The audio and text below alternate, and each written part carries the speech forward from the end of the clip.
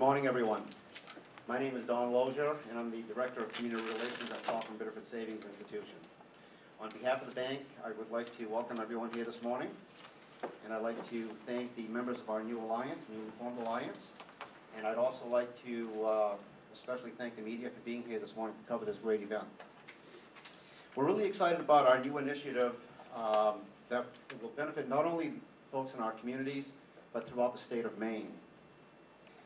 And to introduce this new initiative, I'd like to introduce Heather Clark, who is our marketing officer at Salcombe Biddeford Savings, who will introduce the new program and members of our new alliance. Heather? Thank you, Don. The prevalence of fraud today is reaching epidemic levels. The Federal Trade Commission reports that 1 in 7 Americans are victims of fraud every day. With Maine's aging population, rising health costs, and economic uncertainty, it's a fertile market for fraud in its many forms. The costs in terms of dollars, time, and suffering are staggering. A few months ago, a group of Maine businesses, organizations, and municipalities came together to stand against fraud. Our objective?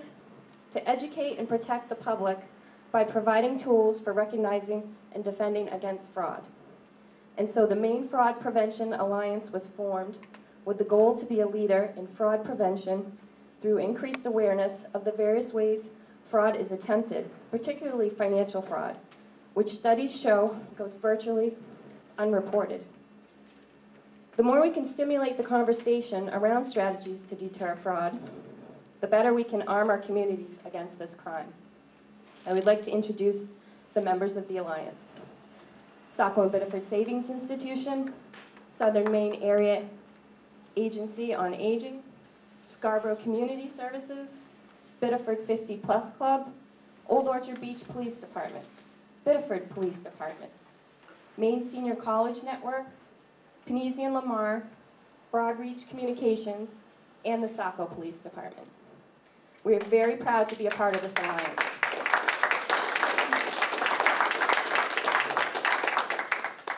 And now I'd like to introduce Jeff Holland, Deputy Police Chief at the Saco Police Department. Deputy Chief Holland has been with the Police Department since 1989, serving first as patrol officer, then corporal and sergeant, before becoming Deputy Chief in 2010. He is an important member of this community as he and his team, along with the rest of Maine's law enforcement community, fight fraud every day. Deputy Chief Holland.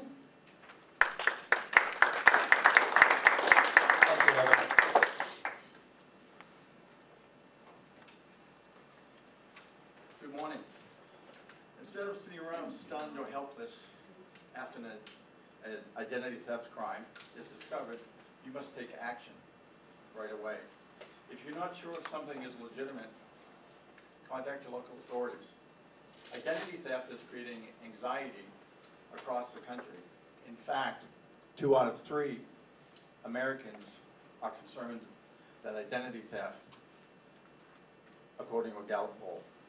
We are committed to educating the public to help themselves to be better consumers and prepared to respond to instances of fraud.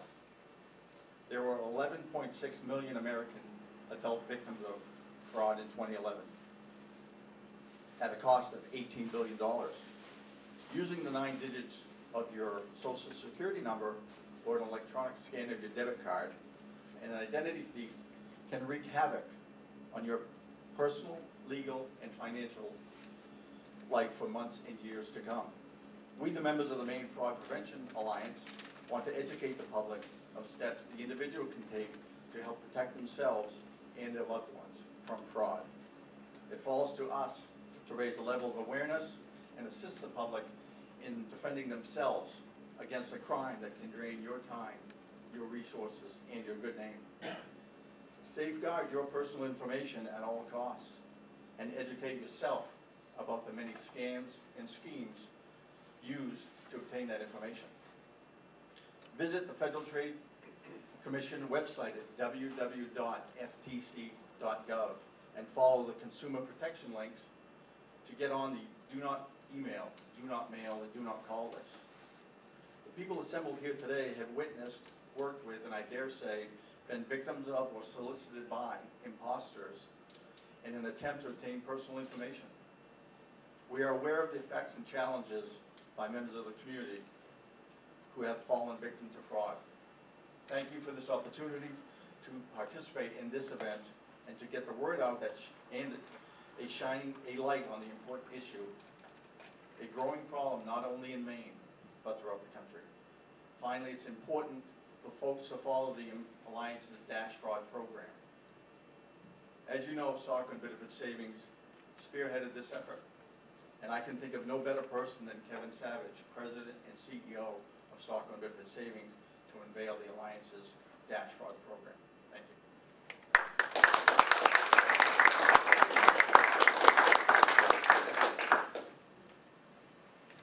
Thank you, Jeff.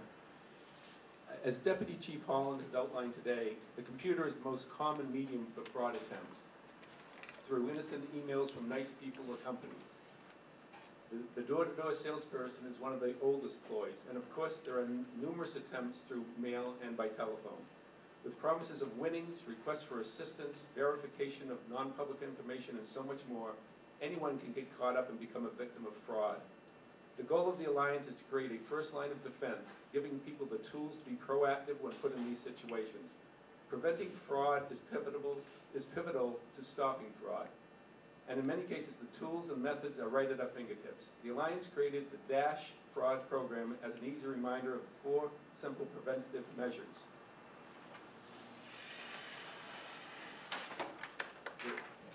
The D standing for delete. Delete unsolicited emails. A for ask for permits from door-to-door salespeople. S to shred junk email. And H, hang up on unsolicited calls. Having these reminders by the phone or posted on the fridge provides a first line of defense against fraud. If the criminals can't get to you, they can't defraud you. It is now my pleasure to introduce Maine's Attorney General. Attorney General Schneider is a career prosecutor, a retired U.S. Army officer, and a former assistant Republican leader in the Maine House of Representatives. He graduated from the United States Military Academy at West Point and served with distinction in the U.S. Army, earning his Special Forces Tab, Rangers Tab, and Senior Airborne Wings, and being awarded the Meritorious Service Medal. He retired due to a service-connected injury. After the September 11, 2001 terrorist attacks on the United States, Mr. Schneider was recruited to serve as the Federal Anti-Terrorism Coordinator in the United States Attorney's Office for the District of Maine. He has served as an Assistant United States Attorney since then, conducting investigations and working with local, state, federal, and international partners to fight the threat of terrorism.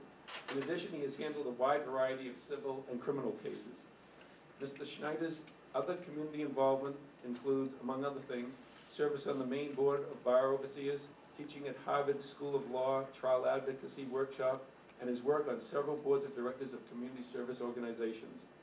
Attorney General Schneider was elected by the 125th Maine Legislature and was sworn into office on January 6, 2011 as Maine's 56th Attorney General. Since, his work as Attorney General has included, among other things, the enforcement of consumer law and increasing awareness among Mainers of attempts at fraud and other scams. We are so pleased to have with us today such a hardworking, intelligent Mainer to band with the Maine Fraud Prevention Alliance in our fight against fraud. I present to you Maine's Attorney General, William Schneider.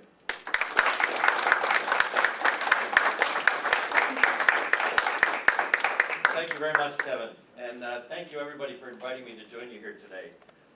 This is a very important thing that this group is undertaking, and it's a pleasure for me to be a part of it. The Maine Fraud Prevention Alliance is providing a critical step forward in reaching our citizens and protecting them against some of the most common kinds of fraud. This community-based initiative will be so effective because the partners here today interact with local people in the ordinary course of daily life. And unfortunately, the ordinary course of daily life is exactly the context that the most damaging fraud targets and exploits. Fraudsters seek out ways to create a sense of trust or familiarity with potential victims by using programs, persons, or services that are known and accepted in the community.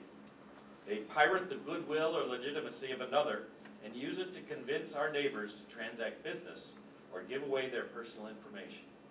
At the Attorney General's Consumer Protection Division, we receive a vast number of different complaints related to potential fraud. Based on the information that we receive from a variety of sources, including consumers themselves, we post information to our website, issue consumer alert press releases, and when appropriate, pursue prosecution. I'd like to talk about some of the consumer alerts that have come out in the past year and show the nature of the problem, that the fraud targets ordinary, everyday issues and exploits the trust that we grant to well-known programs or long-standing organizations. Last November, we warned consumers about reports of pre-recorded phone calls from companies claiming to be able to help lower the interest rate on credit cards. The typical phone call came from, in quotes, cardholder services, sounding to the unwary customer like their own credit card company and ultimately taking information from the consumer, including credit card number, social security number, and other personal information. Last winter, Maine seniors reported to our office that they were receiving calls from Medicare offering some sort of supplemental health insurance or prescription coverage. These were bogus calls. Last February, Maine churches were reporting receiving phone calls from individuals requesting help to pay rent. The caller asked the payment to be mailed to the landlady, in quotes, at an out-of-state address.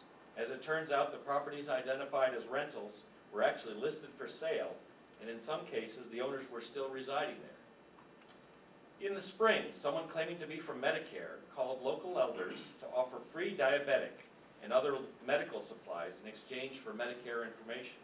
Some Medicare consumers received diabetic supplies that were never ordered, and even after repeatedly informing the mail order company that they purchased their diabetic supplies at a local pharmacy, the shipments continued. As summer approached, a group called Political Opinions of America used an automated voice to ask a 3-question poll. After answering, Caribbean Cruise Lines came on the line and offered the consumer a free cruise for taking the survey. Of course, the free offer required a fee or tax to be paid by credit card over the phone. The cruise was designed to expose people to sales pitches for vacation timeshares. In this case, legitimate campaign calls and the information that real pollsters obtained directly from voters was compromised by a scam that was not a bona fide survey. In the middle of the summer, we started to hear about a new federal government assistance program, sometimes described as a bailout authorized by the president to pay utility bills. To receive a credit or apply payment to a utility bill, consumers were asked to provide their Social Security and bank routing numbers. In return, they were giving a phony bank routing number that supposedly paid their utility bills. In reality, there was no money, and customers believed they had paid their bills when in fact they had not. These are just a few examples of the fraud that jeopardizes the financial and emotional security of the people in our communities, our neighborhoods, our friends and family, and if we are not alert ourselves. It is fair to say that this fraud is opportunistic and will not stop until we no longer fall for it. Prevention is the best way to address the damaging impact of fraud. The Maine Fraud Prevention Alliance is an excellent means for creating a culture of awareness and prevention. As Attorney General and as a citizen of Maine, I appreciate all the effort and care that's being devoted to fraud prevention by the people standing here today and the local partners who have joined in this endeavor. So thank you all for being here, and God bless.